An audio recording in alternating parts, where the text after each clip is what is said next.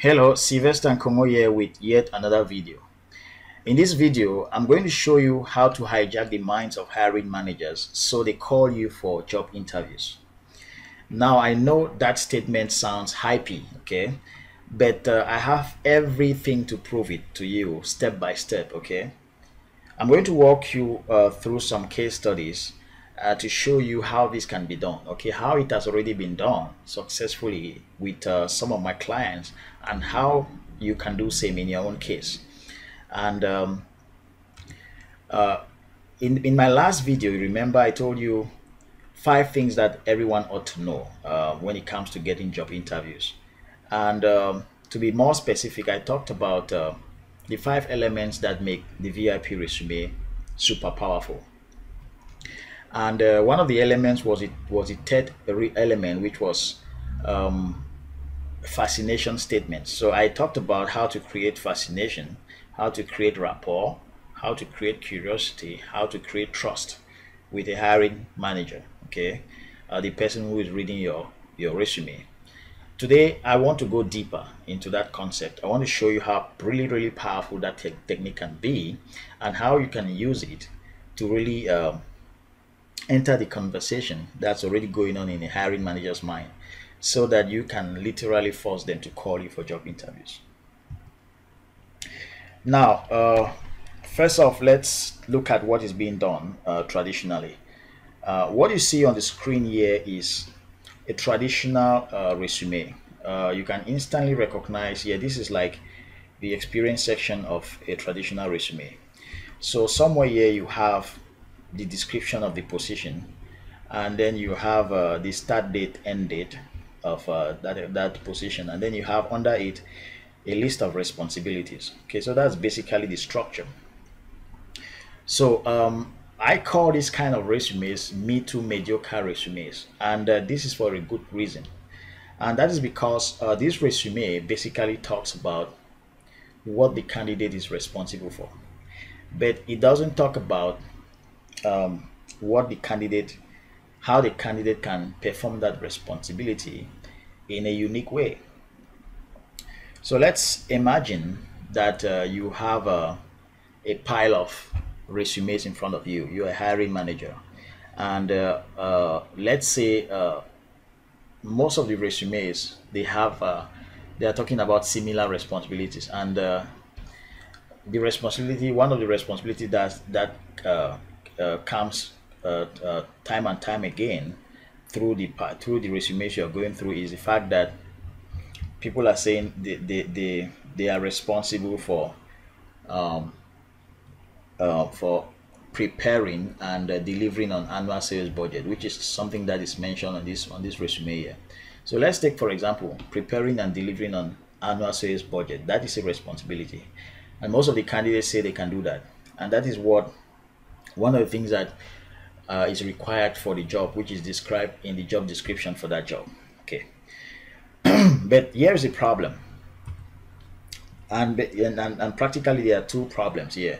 But let me talk about the first problem. The first problem is there is no differentiation. Okay, so if I am saying that I'm responsible for preparing and delivering on annual sales budget, and another candidate is saying that they are also responsible for that in their own company, there is a problem separating these two candidates. I don't know who can perform that responsibility better than the other. So that's problem number one. Problem number two is slightly different from that. So problem number two is another issue that I've recognized in many resumes. So because people focus on the responsibilities that they are handling in their present job, they don't seem to get out of that environment. So they don't seem to focus on what the prospective hiring manager wants. So let's take, for example, somebody in HR.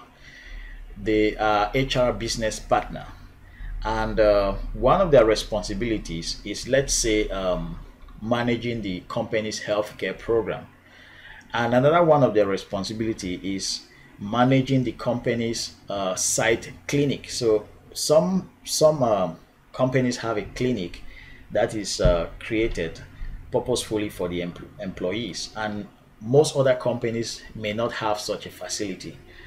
So here you have somebody who is talking about two responsibilities. The first one is responsible for the company's medical program. Nearly every company has some sort of a medical insurance program. So the first responsibility is likely to be found in other companies, okay? But the second responsibility, which is managing the company's site clinic, may not be found in other companies. So it might not be a requirement in most other companies. So if we take, for example, that responsibility number one, which is managing the company's healthcare program, is a responsibility that's found in more than 90% of companies. The second one, for example, which is managing the site clinic, may be found in less than 50% of companies. So that second responsibility, which is managing the site clinic, may not match what is in the job market.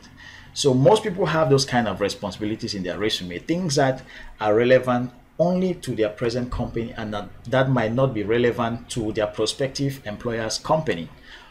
So that is a big problem. Okay, so most people, they may not even know that the job they are doing now and the responsibility they are selling on their resume does not even give them a chance to be called for an interview, because they are not focusing on what the employer really wants.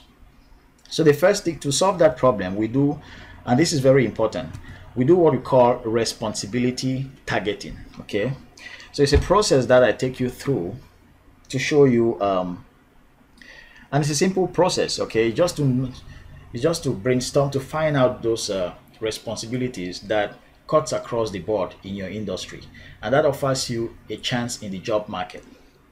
You need to first of all do that first step. It's something that you need to do. You need to know. It can either be done by focusing on the job description before applying for the job, so that you adjust the responsibilities on your resume, or you do that by just mere common sense and asking yourself, what I'm doing in my present company, is there a likelihood that I can have a chance to do it in another company? So I call it responsibility harvesting. It's basically making a list of the responsibilities that you need to focus on. So let me take for example, so let's assume that we are done with the first stage of we've chosen the right responsibilities to focus on. The next thing is, so let's say we've taken responsibility number two from this list. So you have this list here, and I've already done my responsibilities targeting, and I've chosen responsibility number two, which talks about something like assist direct reports, sales executives in identifying new business opportunity. Okay, blah blah blah.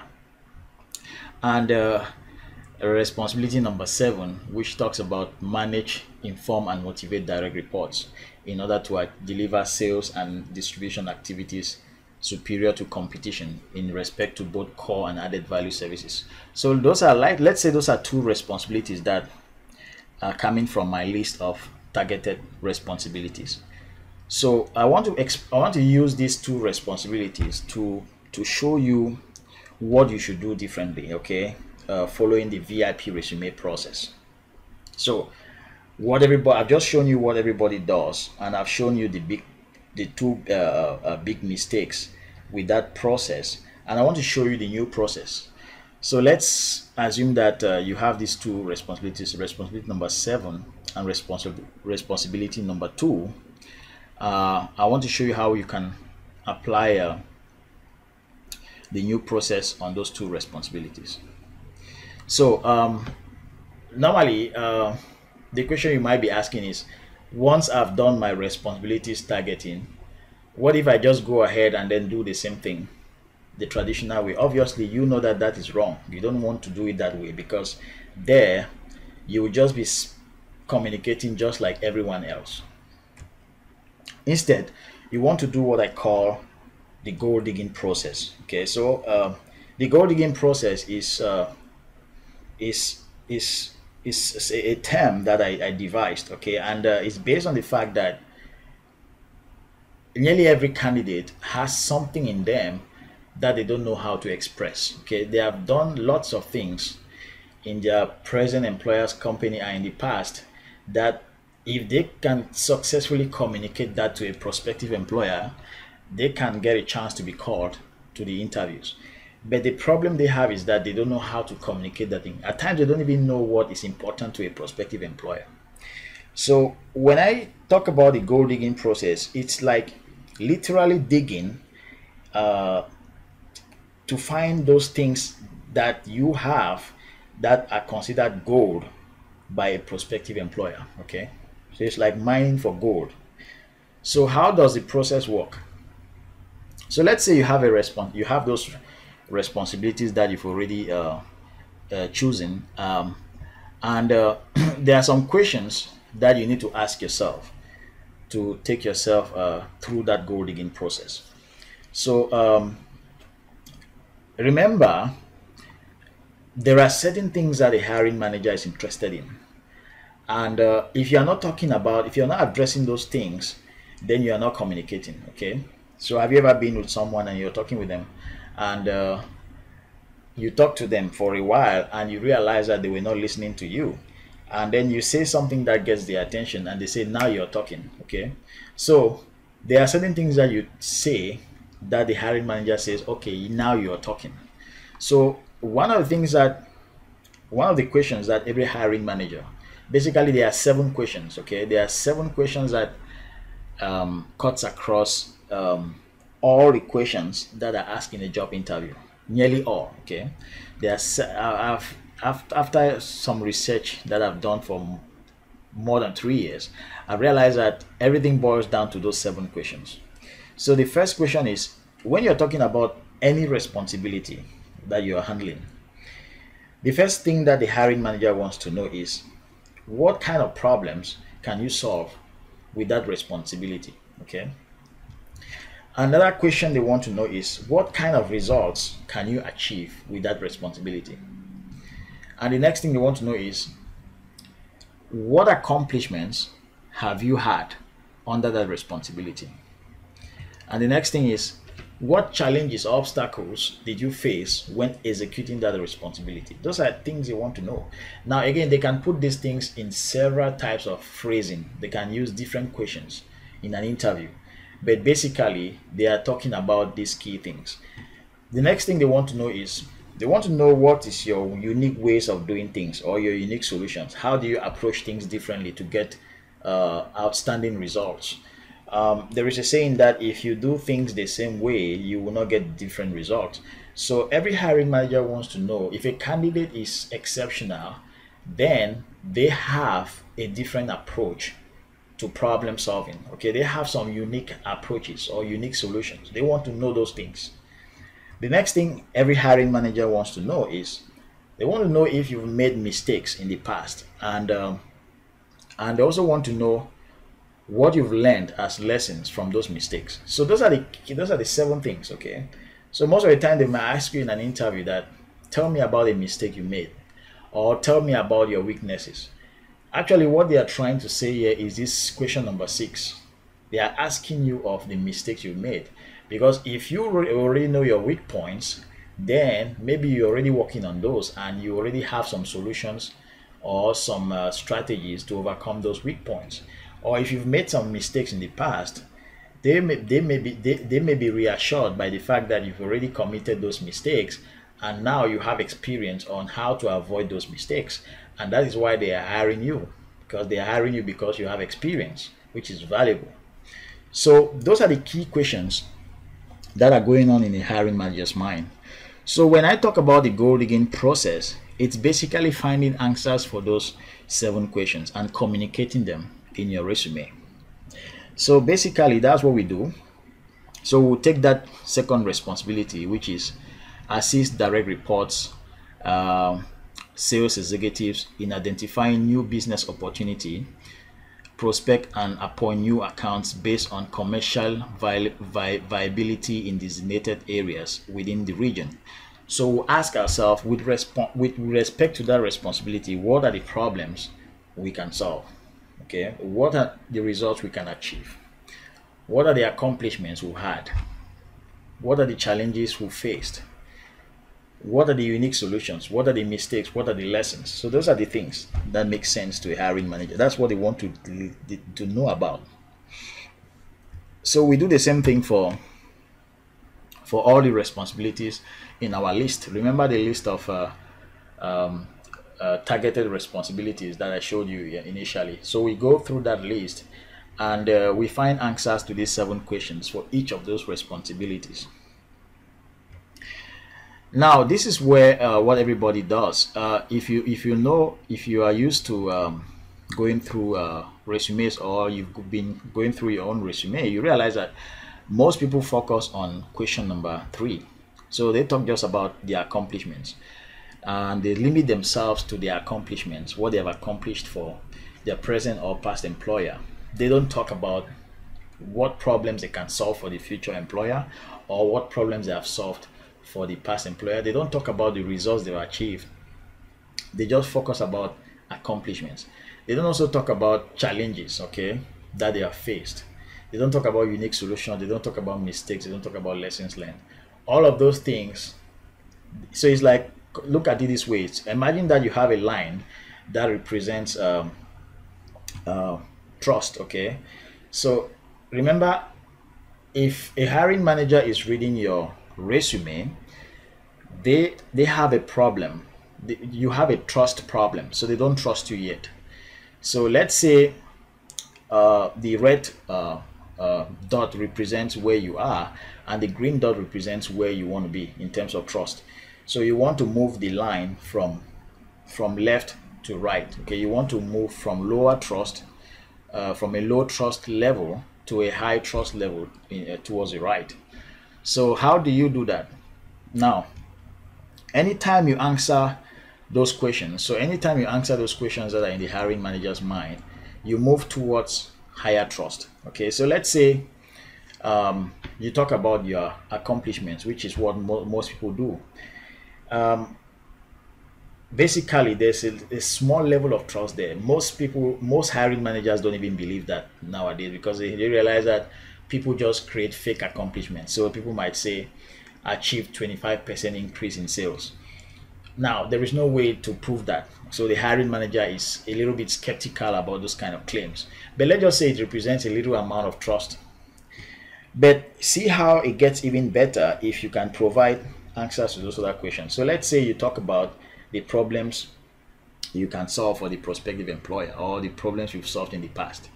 That helps increase the amount of trust a little bit. So so if you take this green line to represent trust, every time you talk about, you give you address those questions, the level of trust keep increasing. Okay, so that green line represents how the hiring manager's trust in you increases. And but this is where it gets even more interesting. So let's consider the purple line to represent the desire to call you for job interviews. As their trust in you increases, so also is the desire to call you for job interviews. Okay, so that also increases. So that is what basically happens. As you address these questions in the hiring manager's mind, this is what happens.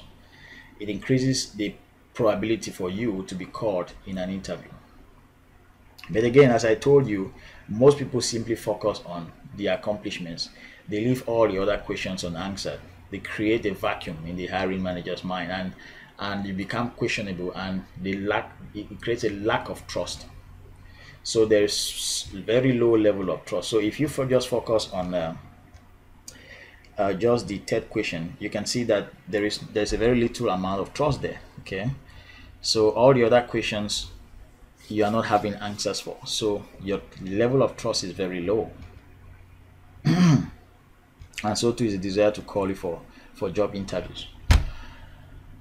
So I hope you're getting what I'm aiming at here. so what we do here is, after we've taken you through the gold digging process, so we've asked you some questions, and you've now provided answers to those questions. All those answers become what we call your special skill. So you basically move from your responsibilities, they become transformed from responsibilities to special skills. Because if you can tell a hiring manager, for example, if you can respond to question number one, which is the problems you can solve, that is that's transforming your responsibility to a skill, because that now is a skill that you've developed that you can take to any prospective hiring manager. If you can tell them the problems you can solve for them, if you can tell them the results you can achieve, if you can tell them the accomplishments you've had, if you can tell them the obstacles you've faced and how you've overcome them, if you can tell them the unique solutions, all those skills, all of those things become skill. Okay, so you are now basically moving from responsibilities to special skills. Let me show you with an example. So remember, so this is a VIP resume of one of my VIP clients, and I want to show you the responsibilities that have become special skills now. So in this VIP resume, I basically said following a select few of my amazing accomplishment plus 10 results achieving skills I've developed over the past 5 years that I can put to work to make a big difference as area sales manager. So the first skill is special skill number one, which is linked to responsibility number one. Remember the list of responsibilities that we selected, the list of 10 responsibilities. We call them targeted responsibilities. Those when we take them through the goal digging process, they become special skills. So you have special skill number one, you have a special skill number two. So this is special skill number two, and you have a special skill number three, and so on, and up to special skill number 10 here. Okay, so this is special skill number 10. Now, remember, in that list of targeted responsibilities, we focus on two of them, and that was responsibility number 2 and responsibility number 7. So let's stay on responsibility number 2. I want to show you how by answering those 7 questions, you create increased trust to the point where it forces the hiring manager to call you for interviews. And you do that with what I call the fascination statements. So let's look at this. So remember I said in the traditional way, you would just normally, after you figured out your responsibilities, you would just normally say something like assist direct reports direct reports and sales executives in identifying new business opportunities. So you just end there. That is what most people do.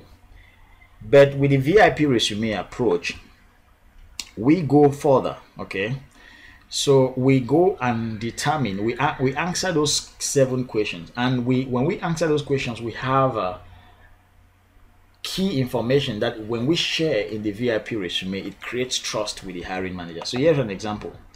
So I said here that special skill with regards to prospecting for new business and opportunities, I have mastered. So why are we talking about new business and opportunity? Because of this skill here. So you remember he announces here in red, in this red subheading, that special skill number 2, amazing ability to assist direct reports in identifying new business opportunity. Okay, as well as prospecting and appointing new commercially viable accounts within the region. So that is the responsibility area that has become a skill.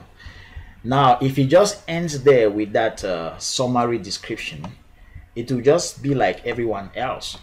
But where he makes a difference is when he starts getting into details, okay, providing answers to those 7 core questions that are, toiling in the hiring manager's mind. So we go on here. So I use one of my fascination statements, and I said, with regards to prospecting for new business and opportunities, I have mastered a powerful approach for getting stronger and viable business links through referrals. And this unique approach has enabled me overcome challenges like challenge number 1. So he shares challenge number 1. challenge number 2. He shares challenge number 2. Remember the question that talks about um, challenges and obstacles? That was question number 4. Yeah, so his answer to question number 4 is what we feature here. So actually this is not some made up hypey stuff. Okay, this is when due to his answers to the questions, I can take those answers and I take them through what I call fascination formulas, and I bring out these powerful statements. So these statements are written following some specific formulas. But what I want to show you here is actually the information that he's sharing, how that information creates rapport with the hiring manager. So let me read these statements again. So it says, with regards to prospecting for new business and opportunities, I have mastered a powerful approach for getting stronger and viable business links through referrals. This unique approach has enabled me overcome challenges like challenge number 1, prospects' resistance to cold calling due to unfamiliarity and lack of trust. Now, when you see that, any person in sales, any hiring manager in sales, know that one of the challenges in getting a business or in selling is resistant to cold calling from prospects because of lack of familiarity and trust. So when the hiring manager sees such a thing and that you state as a challenge, they will nod their head and say, yeah, I agree with you on that challenge. And again, it's like, remember in the last video I said, imagine that you meet a stranger, and the best way you can connect with a stranger is to say something that that stranger can recognize. Remember the example I gave you, where you are traveling, let's say you are in Europe, and you are from Nigeria, and you've lived in Lagos, and you were born in Lagos, and you meet somebody that you've never known before in a bus, and in the course of your conversation, that person tells you that they have been in Lagos and they have eaten in a familiar restaurant that you know about. When they share such an information with you, it creates rapport, bonding. Okay, it creates trust, and you can open up at that particular instant and further your conversation with that person simply because of that key information. Okay, so that's basically what we are doing here. So just by saying that, just by mentioning a challenge that the hiring manager recognizes as true, you create trust between you and the hiring manager, and it is that trust that forces them to call you for an interview or to read your resume further. So the second thing is, so he mentions another second challenge. He talks about another challenge being scarcity and difficulty in finding viable leads. So that other challenge reinforces and the trust. It creates more trust. Okay, so every time you share a recognizable challenge or obstacle with a hiring manager, they nod their head in agreement. And if that challenge or obstacle is what they are presently facing in their company, and the reason why they want to recruit somebody, then it creates more reasons for them to call you for an interview. So that is what I call, well, that's how you use the answers to those 7 gold digging questions. You use them with the aid of fascination formulas, and when you express your skills and your responsibilities in that way, you can now start separating yourself from your competitors. So let me read this statement again, because there's a lot inside that you need to realize. So remember here, somewhere here it says, I've mastered a powerful approach for getting stronger and viable business link through referrals. Now that creates curiosity in the hiring manager's mind, because they are telling themselves, what is this powerful approach? Can this guy come and meet me in an interview to tell me what this approach is all about? So you're creating curiosity in their mind. Okay, and it goes on to say, this unique approach has enabled me overcome challenges like challenge number 1, which is a challenge that the hiring manager recognizes, and challenge number 2, which is another challenge they recognize. So by mentioning that unique approach has enabled you overcome the challenges that are recognizable by the hiring manager, it scores you more points, and it incites them even more to call you for an interview. Okay, so that is how that applies for responsibility number 2. Let's take another example here. Responsibility number 7. Remember the 2 responsibilities we selected in the list of targeted responsibilities, and we focused on we took them through the goal digging process. That is what I'm showing you, the final product of that process. So let me go to responsibility number 7 and show you another example here. So responsibility number 7 was about manage, inform and motivate direct reports and team in order to deliver sales and distribution activities superior to competition. So that is the responsibility. So now in this resume, this VIP resume, it has now become a special skill. Okay, so I call it special skill number 7. Great ability to manage, inform, motivate direct reports in order to deliver blah blah blah. So let's read further. Let's see how we've used another one of my more than 12 fascination formulas to really express the answers to the goal digging questions in a very powerful and compelling way. So this one says special skill, expert level mastery of the 5 critical things to do when managing a sales team so as to achieve team coherence while achieving set goals, eliminate complacency and apathy amongst team members, produce for the employer a sales team that can match up to the competition. Okay. So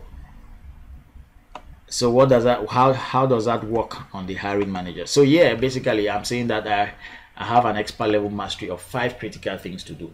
Now I don't reveal the critical things, I just say there are 5 of them. So that creates curiosity in the hiring manager's mind. Now I know that those 5 things exist from the answer that I've received from my client, because there was a question that talks about the unique solution. Okay, what are the unique solutions you apply? So the answer to that question gave me 5 things. So just by mentioning that there are 5 of them, it creates a uniqueness and it separates the candidate from the masses. Okay, it shows that in terms of this responsibility, which is managing, informing and motivating team members, he knows about 5 critical things to do. What does his competition know about? What does the other candidates know about? They don't know jack. They don't know anything, because they are not saying anything about. They are just mentioning that they are responsible for managing, informing and motivating team members. They don't go into details how they can do it more than or better than their competitors. But this guy is saying that I have expert level mastery of the 5 critical things to do when managing a sales team so as to achieve team coherence. Now, this phrase here, achieve team coherence, is a result. Okay, so this is an answer to one of the questions, which is the second question, cure 2. Cure 2 talks about results. And then this other bullet point here, eliminate complacency, is answer to question number 1, which is problems. One of the problems here that it will avoid is complacency. So when you say eliminate complacency, it's an answer. It's coming from the answer to question number 1. And then the next bullet point, produce for the employer a sales team that can match up to competition. That is another answer for question number 2, which is results. Okay. So that's how I use those answers, and I package them with my fascination formulas to express them in a very powerful way. Again, as I told you, there are more than 12 formulas that I use. When I take those goal digging answers through these fascination formulas, the result is simply amazing. That is what creates curiosity in the hiring manager's mind. That is what fascinates them. That is what makes them want to call you for an interview. So let me read again further so that you see the real power of this thing. So it says accomplishment. So this is a continuation of the statement. So it says accomplishment. By doing the 5 critical things mentioned above that I can't wait to reveal in the interviews, I have been able to develop a culture for the region where members of the sales team are not afraid to take on new and challenging tasks. The truth is that some come back with little results, but the fact that they have been able to overcome their fears while trying makes all the difference. So they set out more often than not in setting huge goals, thinking outside the box, and going places other companies aren't willing to go. So that is how these guys creates further curiosity with these five critical things he's talking about. So he goes further to create more curiosity by saying that he has accomplished something by using those five critical things. Okay, so this is very powerful stuff. Again, those are just two examples. Remember, here in this resume, there are 10 special skills, and each of those special skills are written with a particular fascination formula in mind. So I hope you can see the power of this approach. Okay, so I hope you can really see how powerful this VIP approach and gold digging process is. It really is. And now that you've understood that, let me just come back to what I was saying. So what did we do? We selected a list of targeted responsibilities, and we took them through the gold digging process. And through that process, our responsibilities became special skills. So each time for each of those questions, we provided answers. Okay, so these are the 7 key questions that are involved in the gold digging process, and these are the 7 answers. Okay, so those answers form the basis of the description of your special skills, and with the help of the fascination formulas, we can express those skills in a very compelling, hypnotic way, fascinating way that forces the hiring manager wants to meet you in person in an interview. Now let's compare that to what is traditionally done. So if you compare that to this traditional process, in the traditional process, remember I said in the in the worst case, people just simply list their responsibilities, just as I've shown you.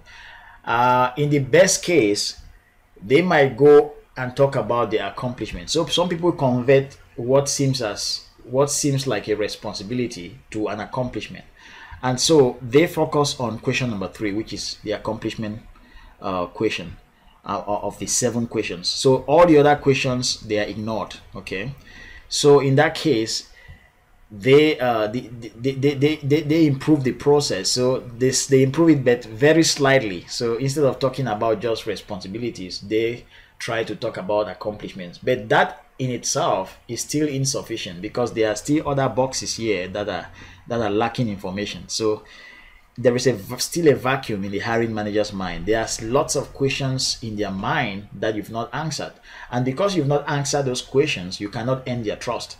So in the traditional case, there are 2 scenarios. There's the scenario where the person just talks about responsibilities, and then there's a scenario where they talk about accomplishments. And what that leads to is that we move from a situation where we're talking just about accomplishments to a situation where we talk about, we move from a situation that we're talking about responsibilities only to a situation where we talk about accomplishments, but yet those accomplishments are not trusted by the hiring manager. So let me show you what I mean by that in an example. Okay, so this is the responsibility section of a Me Too mediocre resume. So in this particular resume, this person has focused mostly on accomplishments. So they have tried to convert their responsibilities into accomplishments. But I want to show you that that in itself is still very limited as compared to what we've just seen in the case of a VIP resume. So this person has done their best to express themselves in terms of accomplishments. So they say resolve, and so this is the first accomplishment here. So they say the position is consumer relations specialist, Gas South, Marietta, Georgia, from July 2013 to present. So they say resolve an average of 250 inquiries in any given week, exceeding weekly targets by 25%. Okay, and then they go on. This other one says successfully diffuse volatile customer service situations, one that resulted in the retention of 1 million in business and a personal letter of commendation. And then they say develop positive relationship between consumer and company by acknowledging and handling consumer complaints promptly and effectively, leading to a decrease in consumer turnover by 5%. Now here's the problem.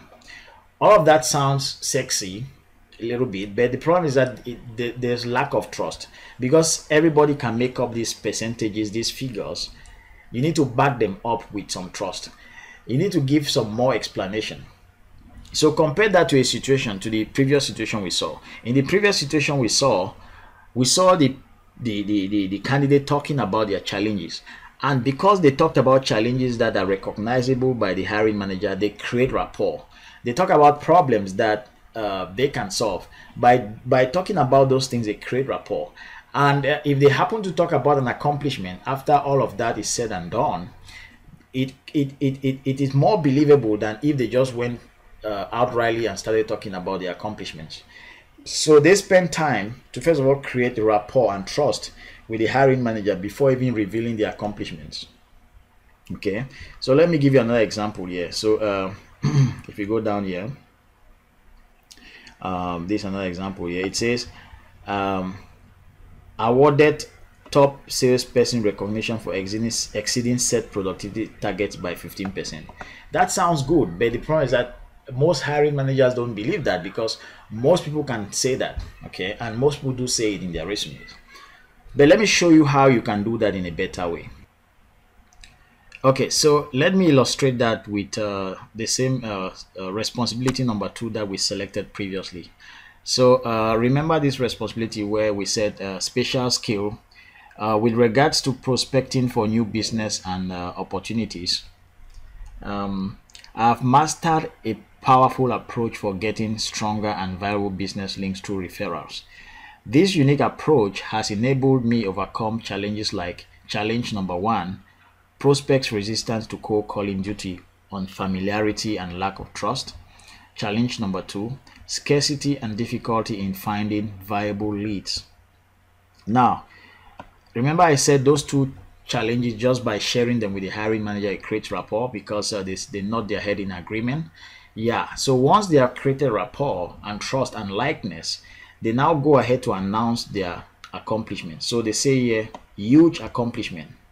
In 2012, I penetrated the trade with a newly launched line of pharmaceutical product by engaging a key contact of the local patent medicine dealers to grant me an opportunity to meet with her members during one of their trade meetings.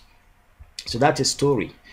Now that's a lot of details and explanation that are going on. So, and then it goes on to say exceptional results.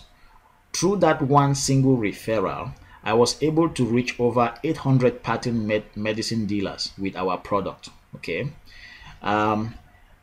He went on to continue. He went on to say we were able to get repeated sales for the product as the trade meeting venue became the popular channel for getting the product across to the dealers. The process was finally handed over to a sales executive for continuity. It goes on to say, best part, in May 2012, I won the Brilliant Execution Excellence Award for Outstanding Commercial Execution. Now, I want you to compare this way of announcing your accomplishments and the other way, okay?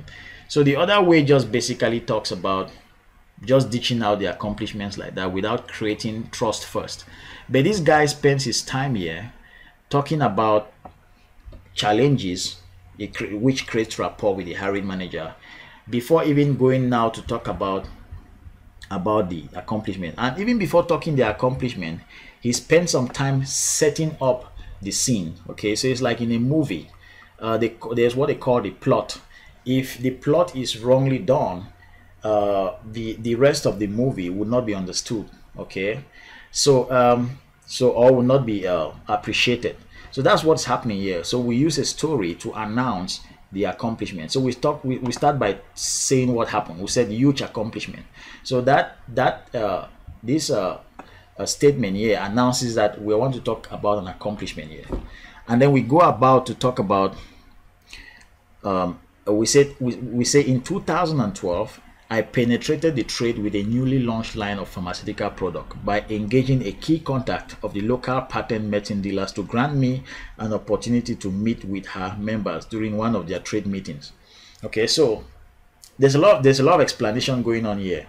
There's a lot of elements that can enable me appreciate what was going on. So this guy did not just come and said, I reach over 800 patent dealers with our product. If he just came and announced that alone, it would have been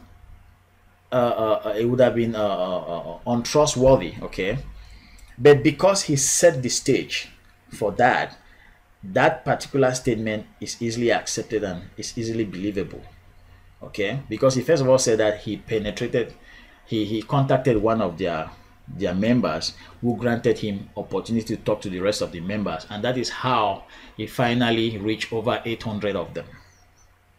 Okay, but if he just said I reached 800 patent dealers with one of our products, just as one line of accomplishment, it wouldn't have been trusted. Okay, but he had to really set the stage for that for it to be accepted. So I don't know whether you understand what I'm trying to say here, but this is very powerful stuff. That is how you communicate for somebody to understand, to trust you, and to accept your message. Okay, and then he goes on to talk about his accomplishment, his award of brilliant execution excellence. That is the last thing. After the stage has been set, all the plot has been done, all the story has been detailed out, and then he announces that now. So it's like you want to make a joke, so you need to first of all set the stage for the joke before you give the punchline. Okay, so I hope you've learned a ton of stuff in this video, and I hope you've seen how you can easily force hiring managers to call you for interviews. I hope you've seen how this stuff is unique from all the things you've seen out there when it comes to getting job interviews. And if you've been watching this video up to this point, then there is a high probability that you are very serious about growing your career, and I really commend your effort for that. And if that's the case, then I have something very powerful that you will like. So I have this a program that I call the Done For You VIP Resume Total Package. Now, why do I call it the Done For You VIP Resume Total Package? It's because there are a couple of things involved here. So I think that with the VIP resume alone, you won't get to that new job very fast. So I think that you also need a VIP resume, a VIP cover letter. You also need a VIP reserved LinkedIn profile. You need additional coaching on how to get that next job very fast. So all of this, I'm thinking of putting all of this amazing package for you, and the best thing is that I'll be the one doing all of these things for you. Okay, so I call it the Done For You VIP Resume Total Package because I'm personally involved in doing all of this stuff for you. Okay, so and because of that, this program will be extremely limited. So I'm thinking about less than 20 people because I'll be extremely involved working and doing this stuff for you and other people. And for that reason, you want to take advantage and be ahead of the line. And for now, the program is not for sale, unfortunately, but if you want to know about when the program will open up for registration, I advise you to click the link that's below this video and get yourself into the early bird notification list. When you're in this list, you'll be informed on when registration opens for the program. So again, this is something I've never done before, and certainly I'll be giving this away at a huge discount. Okay, something I've never done before, and the price will be amazing. So if you want to get details about the program and when it opens up for registration, I advise you to jump ahead of the line and get yourself in the early birds notification list. I want to thank you for your effort and your time and your ambition in growing your career. I really appreciate that, and all I can say is wish you good luck. Thank you very much.